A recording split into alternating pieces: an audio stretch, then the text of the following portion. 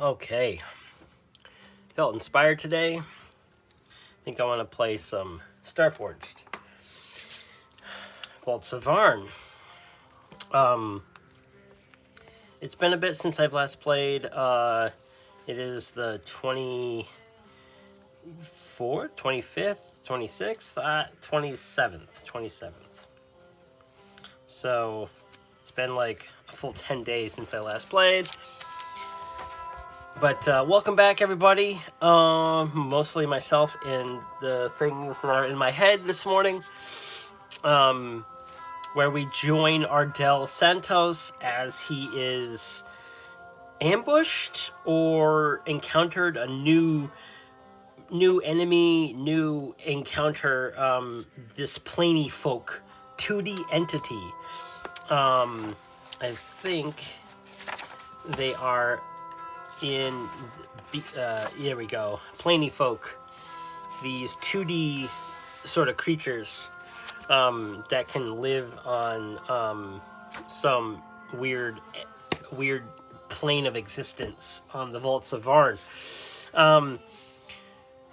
But we rolled a complication, and there's a true nature to them.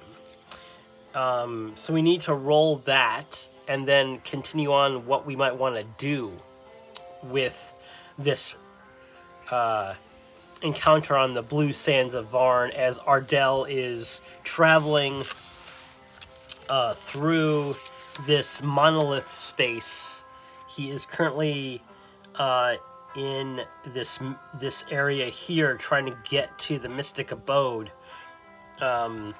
trying to explore, survey the monolith hex. That's what he's trying to do, and he's having a tough time, honestly. We've been waylaid, we've had a tough choice, and we lost our hover bike, and then we found it again, and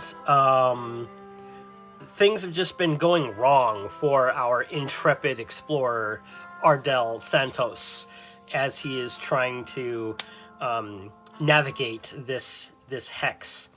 And the weather wasn't nice to him, so there's been elements of his nanobot infestation getting worse through this tension clock here. So, and anytime that he fails with his firebrand ability, that'll also happen as well. So let's roll our true nature of these plainy folk. Now, I'm going to reread this plainy folk creature again. It has a strength drain ability, and in that aspect, I think that would be for the rule set of... Oh, man. That's just what I get for trying to do things early in the morning. I think it's going to be health drain, mainly is what that's going to be. It could be momentum, meaning that like his endurance to go further might be something to do. He can drain momentum instead for the hits and stuff. That only have 2 dimensions, and they ignore even rolls. So that might be something of note. But yeah. I need to fix something real quick. Apparently my video thought I wanted to record the same song over and over and over again, but which is not true. I wanted to repeat the playlist, and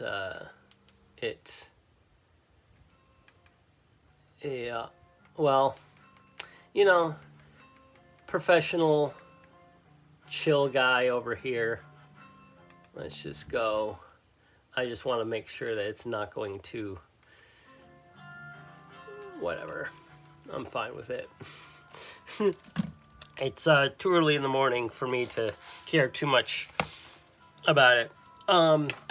So I want to focus on trying to figure out what the true nature of this plainy folk is. And the thing that I'm that I'm sort of thinking about is rolling on a descriptor and focus thing here, mostly to give me an idea on what this Plany folk is looking like, and maybe it looks like this 2D structure, this 2D sort of thing, a painting, if you will. But maybe it's not an actual Plany folk. Maybe it's something else. So that's what I'm going to be doing here. And then we will be rolling danger to sort of get by this entity. But I'm going to roll this first. Then we will roll into the description of the scenario itself. So let's roll a D100 a couple of times. So the nature of this thing is a 43. 43 is a Forsaken. Okay.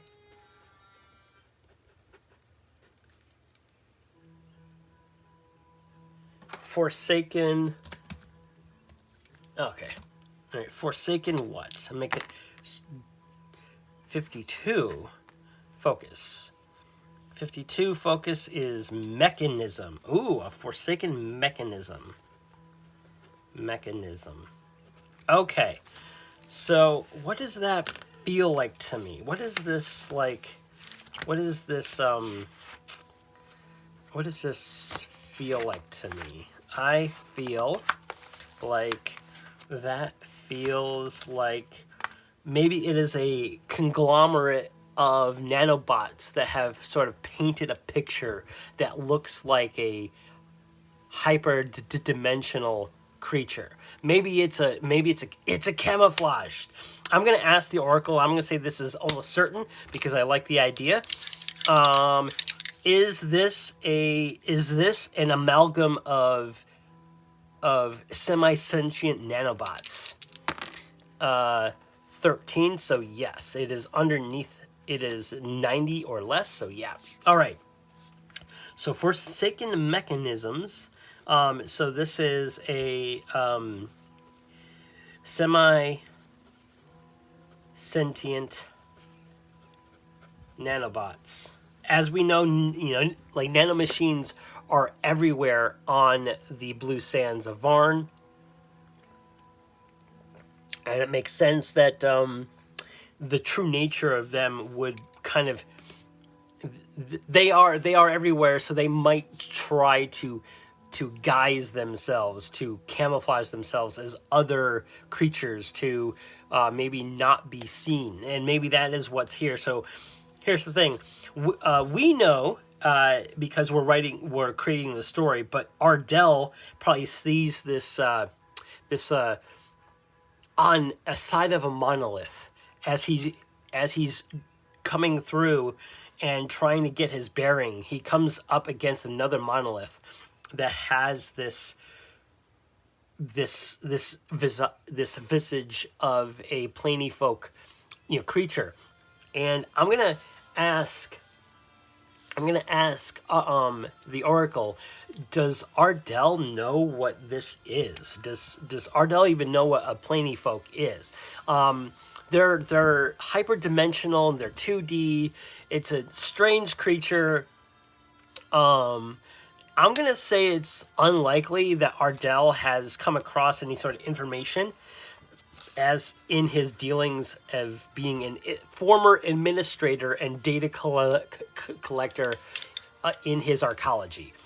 I don't see him having found that. So I'm going to say it's unlikely, so 25 or less. 8.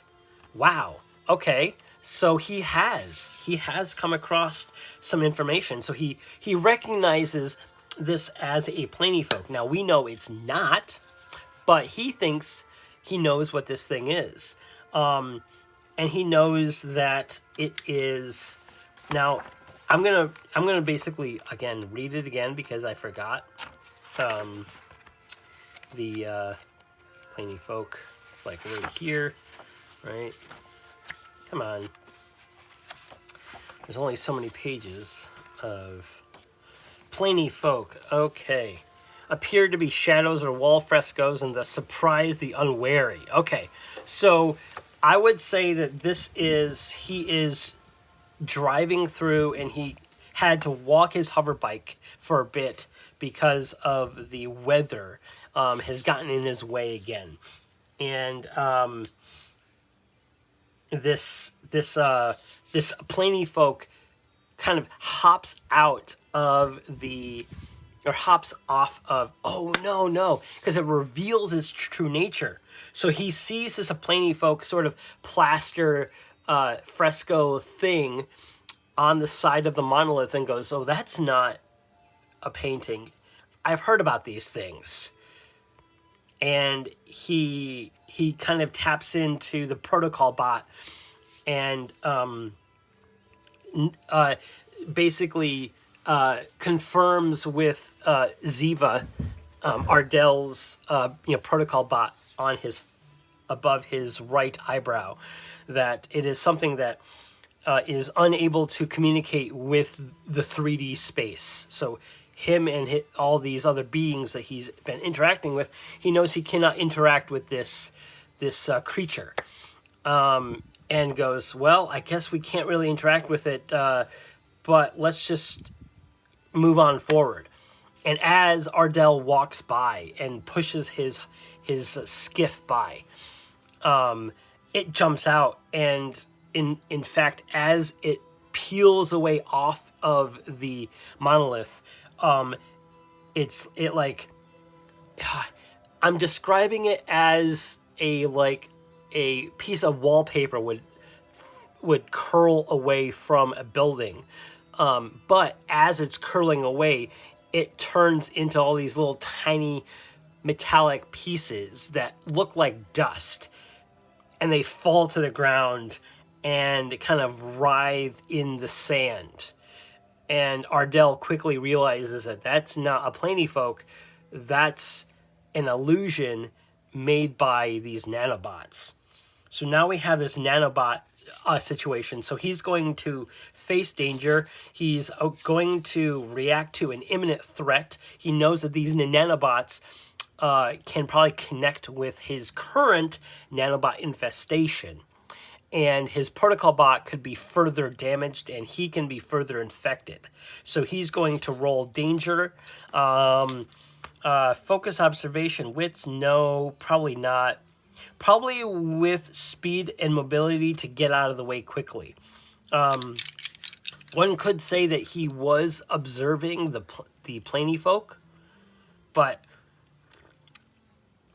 I don't think it's going to be that easy for him to dodge out of the way, because the minute that they peel away from the side of the monolith, they turn basically into dust. So they can kind of float in the air a bit before they fall to the sand, and it would be kind of hard for him to see. I don't really recall if I had set up the time or the weather. So the weather I know has been pretty bad. So let's set up the weather first, because I want to see if this is going to come into play.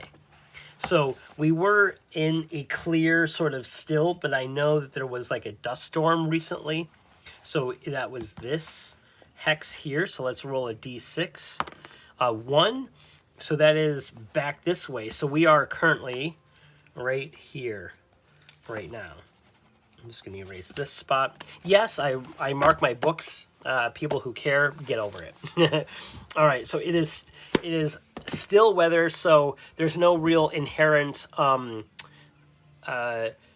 atmospheric things that are going to affect this scenario. So he is going to roll speed and mobility, rolling edge. He could use his hover bike. He's going to hop on the bike and use an afterburner and make a move to perform a risky maneuver. He's going to add the integrity of the hover bike, which is currently, the skiff is currently at 2. So he can add +2 on his edge, and so that is going to be a +4. So he has a +4 on this roll. A double 1. So, as a reminder, so that's a strong hit. So that's an 8 total on our action die. And we got the same numbers on the challenge die, which means it's for this particular thing, it's an opportunity. All right, so there's a couple of things happening here. So I'm going to resolve the move, face danger move. We're going to act with speed and mobility. So he hops up on top of the skiff and revs it real quick and activates the afterburner and zooms quickly out of the way. So the Forsaken semi-sentient nanobots are no longer an issue. And thankfully, it had to be a strong hit to succeed. And when we make a move while maneuvering your bike and burn momentum to improve, and we don't need to do that. We on when you +1 on a hit, we didn't undertake an expedition specifically for that, so we're going to we have not been able to make progress at all on our surveying the monolith area. But you successful take +1 momentum. So we go from 5, where is my, there it is, 5 to 6, 6 momentum. Oh, it is windy outside. I don't know if that'll be picked up by the mic or not. I know the last session I was outside, and I know I watched back some of it, and there was wind, of course, in the mic, but that was fine by me. Okay, so Ardel succeeds, and he's burning away. He's going around. But now we have to resolve this. This is an opportunity. What sort of opportunity is here? I think, honestly, I think the opportunity is, I could roll, but I think I want to give Ardel a break. I think what I'm going to do is I'm going to mark partial progress. Because he was able to successfully get out of the way and use the hover bike and quickly move, basically use momentum of the bike and his mobility and speed. He was able to get quickly out of the way, and by sheer opportunity and luck, he was able to go in the right direction to make some progress. So that's what's going to happen. He makes some progress. So now I want to roll a new waypoint, if you will. So we are going to treat this as a success on the expedition. So we're going to treat this as a move at speed plus edge and a strong hit with that. We reach the waypoint, envision a location, and mark progress per rank. So we are going to mark that because of the opportunity only.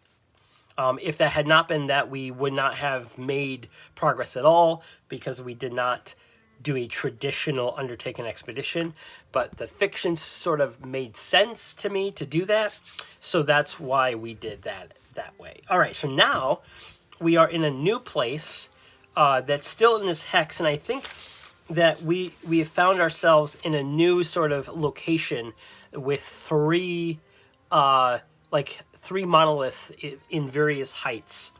And what I'm going to do here is I want to explore a notable location. So we're going to roll wits on a strong hit. All right, so let's explore this little monolith area and see if there's anything interesting here. Roll wits. All right, so we got 5 plus. So no match on the challenge die. 5 plus wits is 3, so 8. So that's a strong hit. So we explore a a notable location, because I envision there's these monoliths in various heights, and maybe they're slightly different colors a bit, so you can tell that each one of them feels different to look at. So let's see. We find an opportunity. On a strong hit with a match, you may instead make a discovery. So we did not make a strong hit with a match, but on a strong hit, we get to choose one. We find an opportunity, envision a favorable insight, situation, resource, or encounter, then take +2 momentum. Or gain progress, mark progress on your expedition per its rank. Okay, so we're exploring this area and we could mark progress. I think I want to find an opportunity, envision a favorable insight, situation, resource, or encounter, then take +2 momentum. So, as per usual, I'm going to mark my momentum first. I'm going to mark my progress first. So we got +2 momentum. We're at +8 now. And so we have an opportunity. 3 monoliths, which is funny. Monoliths kind of infers that there's a single thing, and I'm describing 3 of them. So I would say that there are 3 hold pillars in this, space. I want to roll on the opportunity table, and I think I have it here. In the back, there is an opportunity table back here. Not combat options, story clue, complication, opportunities. I had make an opportunity. I wish I had an obvious sort of thing. So I'm gonna give this a little bit of a thought here. Okay, so Ardel is on his hover bike coming up to a monolith area that is more clustered.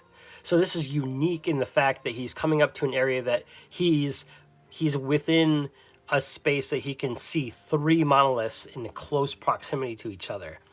So he hops off his bike and he kind of surveys the area, and narratively he finds a favorable insight or opportunity. I think this is going to be an insight into the region and what it's for.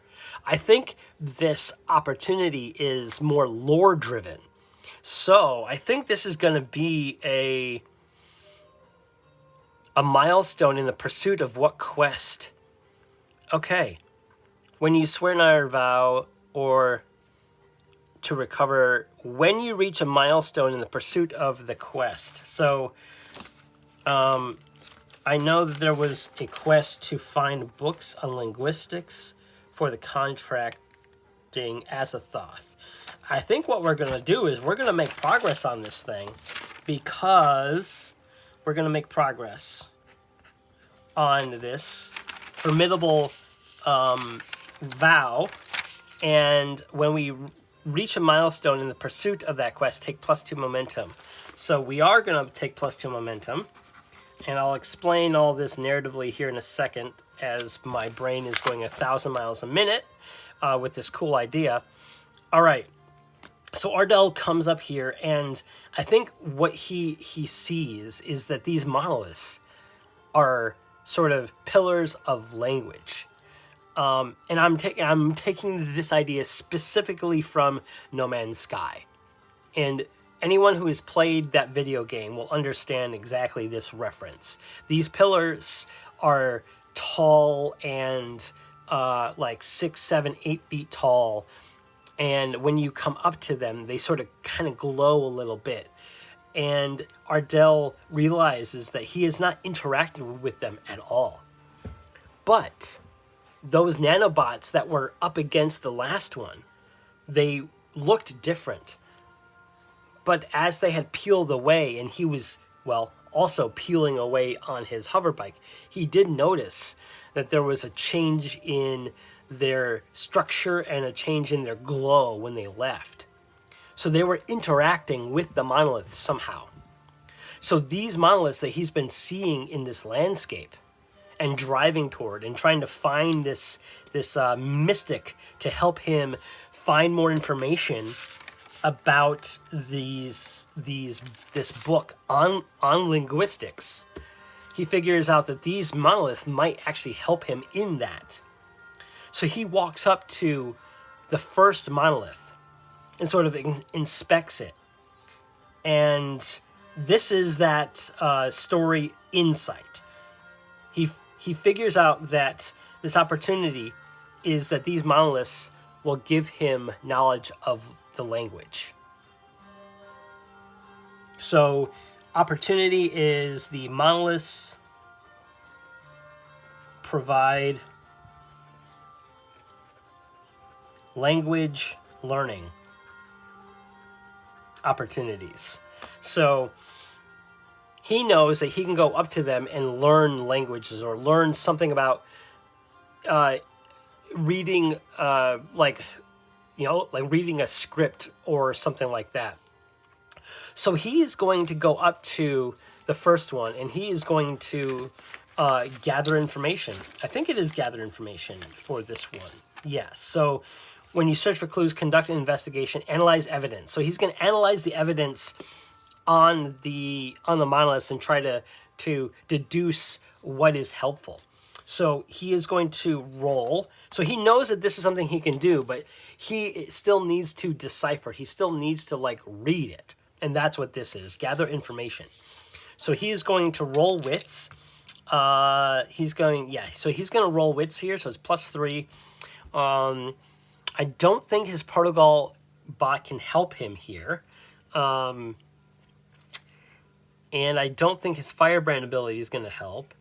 The lore hunter, when you reach a milestone in the pursuit of quest. So he hasn't really done that. That is, he realizes all this is useful to that quest. So I think to make this more useful to the quest, he needs to find out more information and decode more of the supposed language or the glyphs that are on it. So he's going to roll gather information. That's a weak hit. So we got a 9 and a 2 on the challenge die. 2 + 3 is 5. So he has a weak hit on this. The information provides new insight, but also complicates your quest. Envision what you discover, then take +1 momentum. Now I could, you know what? I'm going to burn the momentum because we're at 10, which would mean that I would remove this action die. And then my action score would just be 10. So that would make that a strong hit. So I'm going to do that actually. I'm going to burn the momentum, and this is what this is for. This is what momentum is for. It goes down to 2. That's what happens when you burn. It resets to your reset, which is base 2. I have nothing else to modify that. On a strong hit, you discover something helpful and specific. The path you must follow or action you must take to make progress is made clear. Envision what you learn, then take +2 momentum. So, again, I'm going to add 2. So we're back up to 4 momentum with just this one move. So what do we learn specifically? We learn when you fulfill your vow and score a hit. So I really want to fulfill this vow because this vow is going to give us lore hunter stuff, which is awesome. I'm going to make this a note, lore hunter. So this is a big note for myself to remind myself when we complete that vow that lore hunter will be applied. Okay. I think he takes his firebrand sort of warm hand and sort of puts it on the monolith. And with that strong hit, he gets a surge of energy, a pulse, if you will. And I think with this firebrand ability and the fact that he has a protocol bot sort of biologically installed in him, he he hears in his head sort of like a word or two in his own language, and he recognizes the glyphs on the monolith itself and knows that that monolith means and is interpreting his own language to its own. And this language, I don't know what this language is for. So he discovers a new Varnish language. So this is not a language that has been previously documented. It is not a language of the Myconids. It's not a language of the Kakojin. It's not a language of the Trukin. It is not a language of the other of the various new beasts of Varnish world that he has discovered and read about. So this is an ancient language. Maybe this is of the Titanic, of the autocracy, the whatever it's called, the autarky or whatever it was. Maybe it's one of these older, the autarkic. The stratified caste system of the autarky begat a stratified language, where slaves and low-caste citizens were only permitted to speak low autarkic.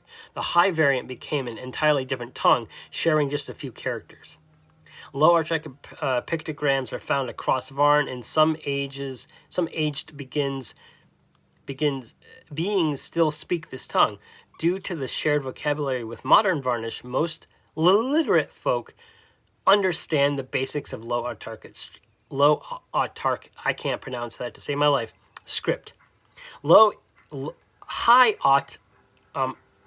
autarkic, however, is an imposing monolith of a tongue, studied only by scholars with an interest in Vaarn's deepest vaults.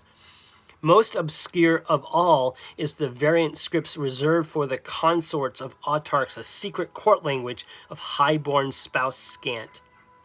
Written examples have survived, but complete lexicon of the consorts would be a great prize. Well, here's the thing. I think we figured out what this monolith structure, what the language is. I don't think Ardel has figured that out yet. I think I'm going to write this down, and it is the autarkic,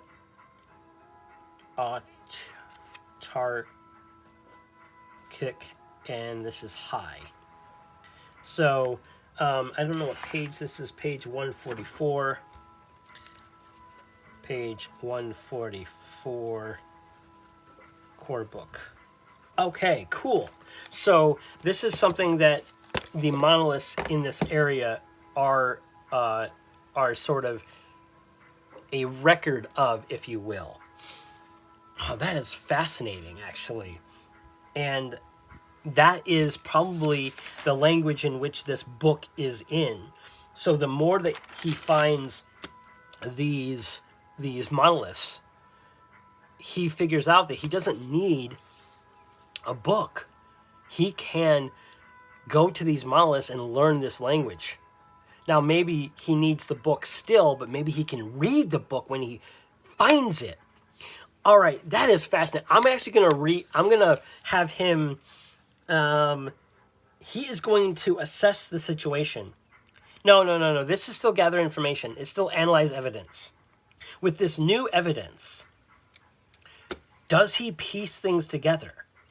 I'm going to fast forward time a bit, and he is going to go to another monolith and do the same thing, and he's going to do another gather information. He's going to analyze more evidence. He's going to sort of reference the various tongue or the pictograms and the glyphs that he sees, and utilize the firebrand ability in his protocol bot. But that being said, I think I am going to reduce the fire. Every time he does that, he's going to use his fire ability. which means that he does get +1 on this roll because I'm utilizing the fire. When you make moves aided by the energy to attack or overcome obstacles. So the obstacle here is understanding this language. So he's using the fire to sort of connect his essence to these monoliths, and it is working. So he feels like he has to use the firebrand ability. So he's going to roll again plus wits. This is sort of a mini sort of a game for him trying to figure out this puzzle. Ooh, a 5 and a 9 and a 6 plus he gets +1 because of the firebrand. Your max no on a when you rest, or that's okay. When you make moves aided, add +2 instead of minus fire. Okay, so it's +2, so that's 7, and then wits is +3. That's 10. Yes, literally the only way that we would have won that was that roll. It was because of the firebrand ability. So again, a strong hit. We make progress on that ability, and we get +2 momentum again. So he is just on a roll of figuring this little puzzle out. So this is still he's going to make more progress because as he's traveling through, he is figuring out more of these monoliths and what they're for in the language. And I think what he's going to do here is he's probably going to do this again, but he's going to undertake another expedition, if you will, to traverse more of this area.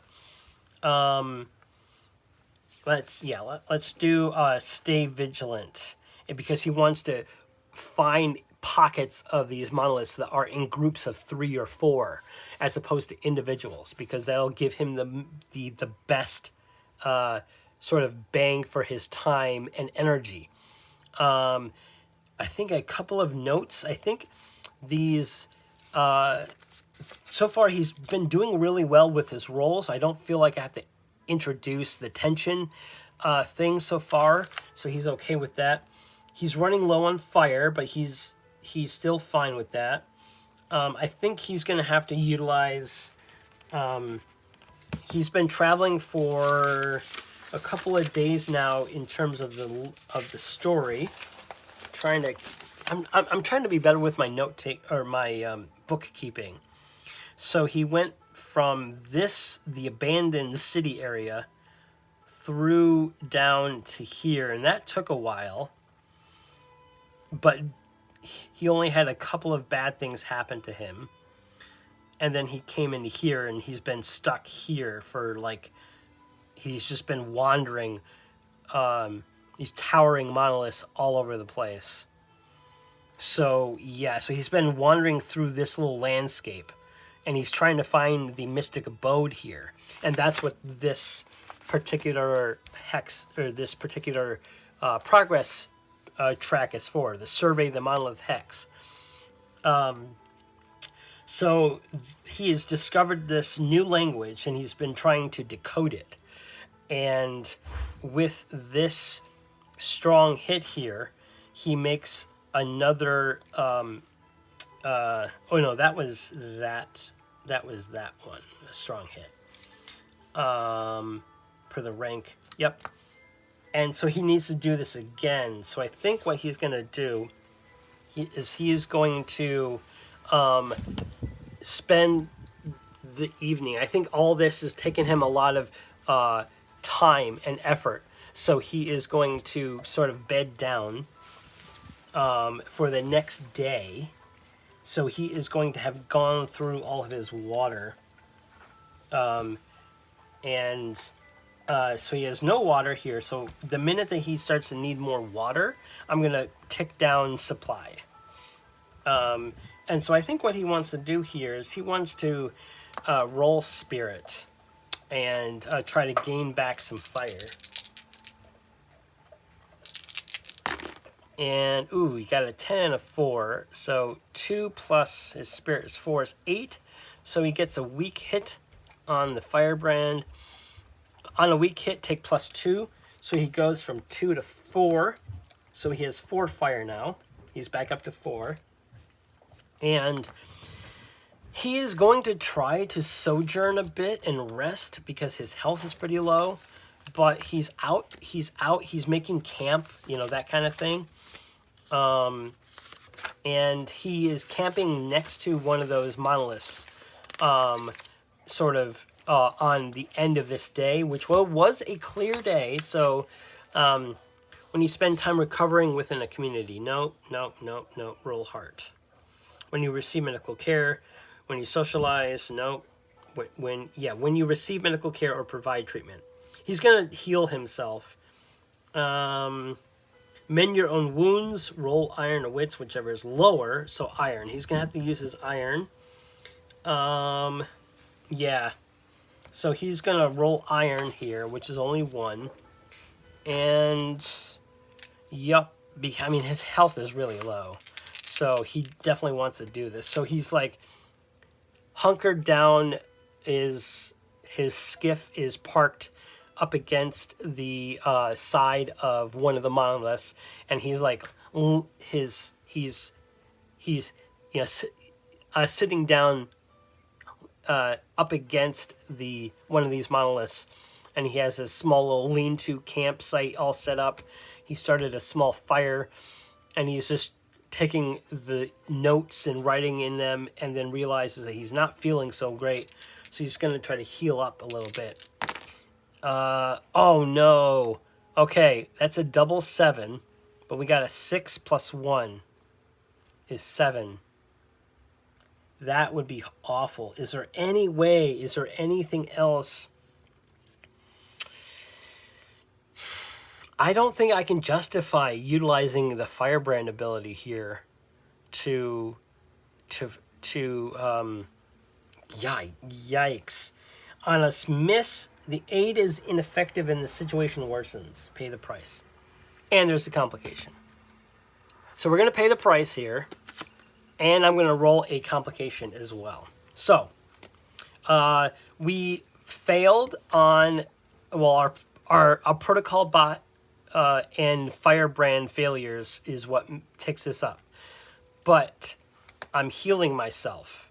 Like Ardel is healing himself with his iron, and he's trying with his grit and his strength to sort of wrap himself up better, and he's failing miserably. That might tick this up depending on what the pay the price is or the complication. So I'm gonna go to the complications table here. Story, yep, complications. Here we go. And let's roll our pay the price first. 65.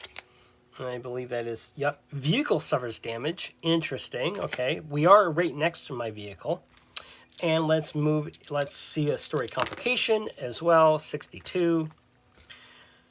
Trap is sprung. 8. All right. Well, this, okay. So narratively, all right. So, we have Ardel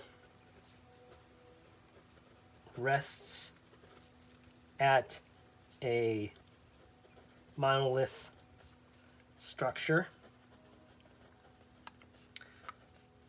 to recoup from the day's travels and discoveries. Okay, so I think what this means is that, again, his vehicle is the target of some sort of of trap. We are 1 hex away from the quote self-contained, not contained, the bandits say that they control this winding canyon hex, and we're only a day's travel away from that hex. And I'm thinking that there's a bandit trap that was laid at this particular monolith structure. And indeed, I would say even that this is why Ardel wanted to come to this, because it looked so inviting. There was a small little like divot in the sand to protect from the wind, from the all other sides, and the nice protective wall of the monolith itself. And where he parked his hover bike was a perfect spot. So I think that's what's going to happen. His bike is going to take some damage, and that is going to distract him enough that he didn't finish his healing. So that's what happens. So we fail that. So we pay the price, and the complication mixed with that, I think everything is going to happen to the bike and not him. But the bike is the focus, and so he couldn't heal himself because the bike's situation sort of interrupted him, and he was unable to heal himself. So let's do the suffer moves. When your vehicle faces a damaging situation, I think because of it was a trap, it's going to suffer a damage. Where's my... Yep. So the skiff goes to 1, which sucks. It goes to 1. And then choose to resist the damage. Well, I don't think I can, because Ardel... Narratively speaking, what would Ardel try to do? Would he try to like move the bike out of the way? I think because he has all his supplies out, and he's, wrapping up his wounds and everything, and then like he gets distracted, he looks over and he sees his bike. I don't think that he could utilize anything on him or on the bike to mitigate the damage. So he's not going to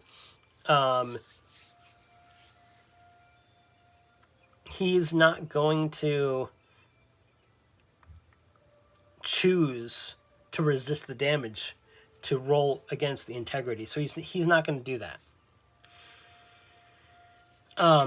So it just happens. So his bike just takes a hit. But because this was a trap, I'm thinking that this is a face danger sort of situation now, not just a pay the price kind of thing. So right as he was about to heal himself, which he was unsuccessful on, I think this is going to be a situation where he's going to face danger now, where something might happen. Face danger is... Here we go. He's going to use his observation to like scan the horizon and see if anything is like coming for him, because some sort of like I want to say it was like some sort of weird clawed net that comes out of the blue sand and like snaps the hover bike up against the what do you call the monolith, and it kind of pins the hover bike there. And that might have been supposedly have been triggered by footfall or the actual hover bike or any vehicle that would park there. But it's probably not triggered until Ardel stepped over there to get the supplies out and sat down. And that's why he wasn't affected, but the hover bike was. Okay, so we're going to roll...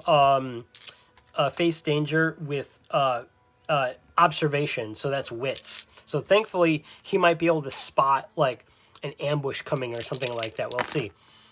Ooh, a 6 and a 1, and he rolled a 1, so it's a 4. So that is a weak hit. Weak hit face danger would not without a cost make suffer move.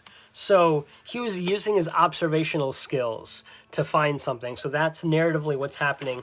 So let's go to the suffer moves to see what makes sense. Momentum, delayed, disadvantaged, probably that. Mental strain or shock. It could be that. Endure harm is obvious, but it may not have been that. Companion takes a hit. Technically, his protocol bot is a companion. Ooh, okay. So I don't know which one would make more sense. So I'm going to roll I'm going to roll the Oracle, and I'm going to give lose momentum because this is a setback, right? We are disadvantaged. And then I want to do companion takes a hit. Face physical hardship when your companion. So I'm going to do that for the protocol bot. And that might have a spiral effect of dealing of triggering the tension clock, the nanobot infestation. So that's why I chose companion takes a hit as an option. So lose momentum is, I'm going to say that is more likely than the companion. So I'm going to say this is 75 or less. This is 76 or more. 75 or less. 81. So we got the companion takes a hit. So I envision some sort of like shot from out in the darkness of the sands, probably from over a hill or something, shoots some sort of energy pulse toward Ardel, hits him square in the face, but instead of damaging him, short circuits the protocol bot Ziva on his forehead. And poor Ziva has to, I think that's going to be major serious harm. So Ziva goes from 3 down to 1, and that is definitely a tension clock thing. So that's going to fill in that as well. So we're almost halfway through that thing happening, and yep, there's nothing there. So endure harm. We are going to roll companion's health, so +1 to see if Ziva can sort of withstand that and maybe do something about it. 4, 4, and 4. This is awesome. So it's a strong hit with a match. Strong hit, give them +1 health. So strong hit, we give them to test their resilience. So though Ziva was at full health, gains back a little bit of it, and I think some of that energy gets pulsed back out. And with that strong hit with a match, I think there is something about with a match, Ziva with a match. There's something when you endure harm and score a strong hit with a match, you may instead ignore the harm and take fire equal to the amount of face damage harmed. So it was not the all right. So this is a unique situation. My character's companion, Ardel's companion, is technically part of his body when it is on his forehead and like underneath his skin. It can sometimes coalesce into a hovering entity in front of him when need be, but he was hit in the face. So I think that opportunity is that we suffer harm, but it's a strong hit as well. So we can gain fire equal to the amount of damage that we were taken, which was 1. You may instead ignore the harm. Yes, take plus fire. So it was +2 fire for that. No, it was, yeah. The damage was 2. Ziva healed 1 because of the companion roll. And we're going to ignore the damage and make our fire go back up to 5. Narratively, that makes sense. Mechanically, that's not exactly what happened, but it makes the most sense because of how the fiction worked. That's why I like this game. Like, you can bend the rules a little bit to make it fit better, but it doesn't feel like you're breaking anything because it just, well, made sense. And unfortunately, though, our infestation has gotten a little bit worse, though, because of that situation. Now, we still have something going on. What shot Ardel? Like, it was something that was intended to capture him by surprise, but noticing that Ardel was not on the bike, but the bike is still pinned. But Ardel unfortunately failed that roll to see what was going on, and all he did was luckily got the ability to get his fire back. That surge of energy from this energy weapon gave him more fire. So I think what he's going to do is, honestly, he is going to use his firebrand ability immediately to help him sort of get... Technically, I think that he is... we are attempting something risky. Yeah, so we're going to face danger here. And again, I think this is going to be with speed and mobility. So I think what this is he's using his firebrand ability as a reaction to the bolt of energy that came out from the darkness. But because of his reactionary skills, he's going to use his mobility and his focus to kind of refocus his firebrand ability in the location, in the direction that bolt came from, and fire it out. So he is going to utilize his firebrand with the face danger. Yeah. And that is with speed. So plus edge. So 2 plus, you're going to take on, when you make moves aided, you add 2 and suffer -1. So he's basically going to, narratively speaking, use the energy that he got from that pulse and send it right back. Oh, that is so cool. So like this purplish bluish flame comes out from his hand, going straight toward wherever that energy came from. Oh, this is exciting. All right, so we're going to do face danger plus edge plus 2, so it's a +4 to this roll. Ooh, it's only going to be, it's a 10 and a 2 on the challenge die. Are you going, hun? Yeah. Love you, hun. Love you. Have a good work session. Yeah. And that is still technically, it's a 10 on the challenge die, but and a 10 on the action die. But again, reinforcing that rule, you have to exceed these to beat it. So it's still a weak hit. A weak hit is you succeed, but you make us not without a cost. So we lose the fire, we succeed, so we hit whenever that is. And I think Ardel hears a something, and I think that is damage. I think that is another shot to the face. So I think, honestly, that is going to be, narratively speaking, that's going to be a endure harm. Now, when you endure harm and score a strong hit with a match, so here's the thing. If we score a strong hit with a match on this endure harm thing, so I think that is going to be 1 harm that he suffers. We're at 0. So, yep.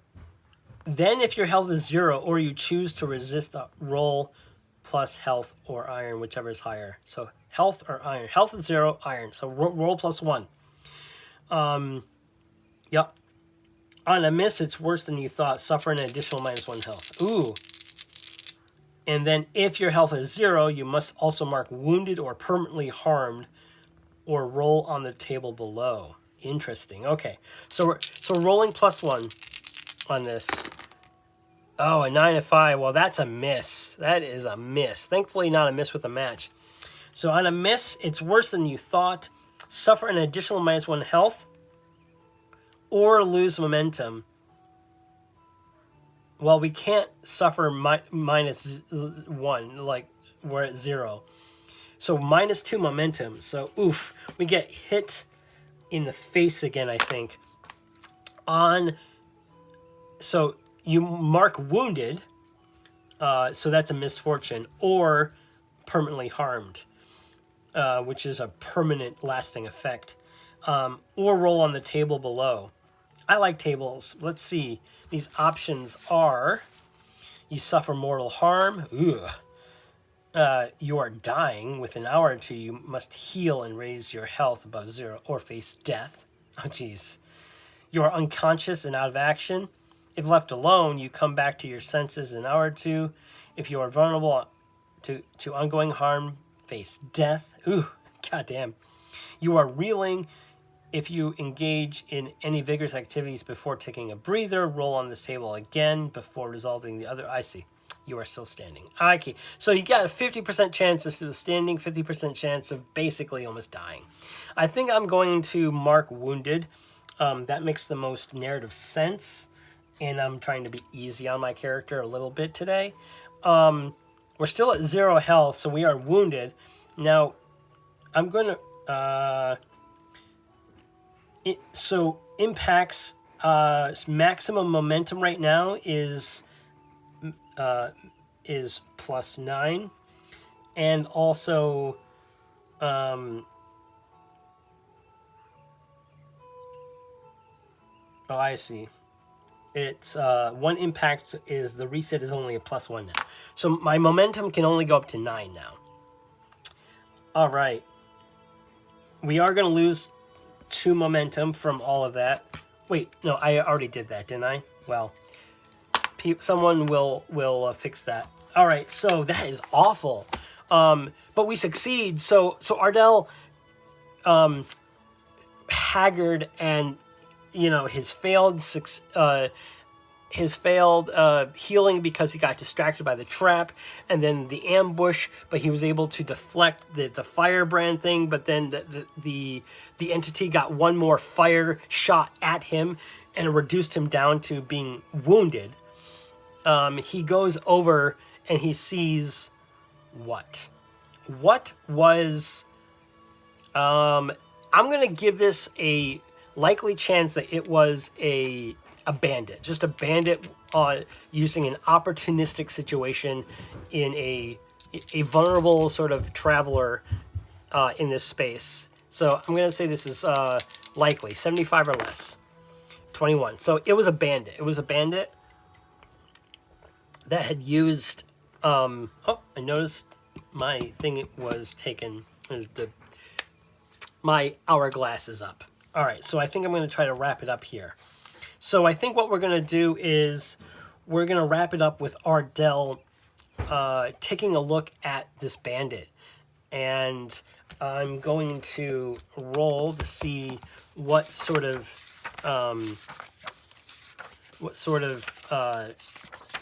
person characteristics this was. So we're going to roll on the NPC table to see what sort of creature this was. 14.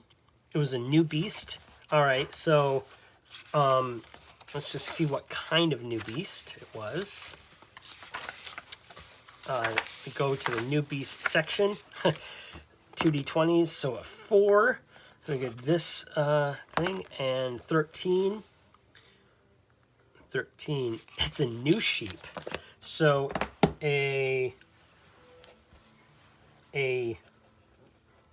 new sheep bandit wrecked Ardel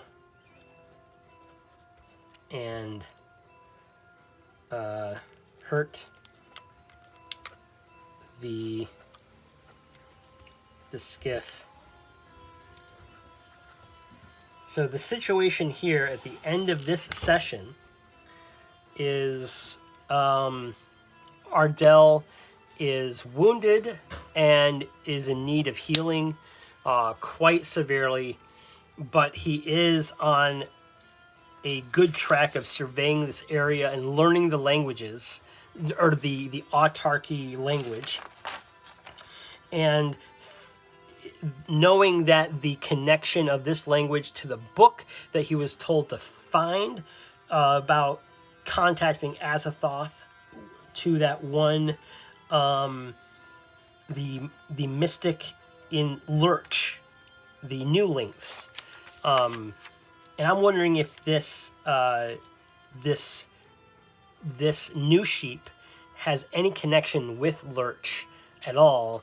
But I think I'll leave that for next session, and that'll be something that we discover together next time.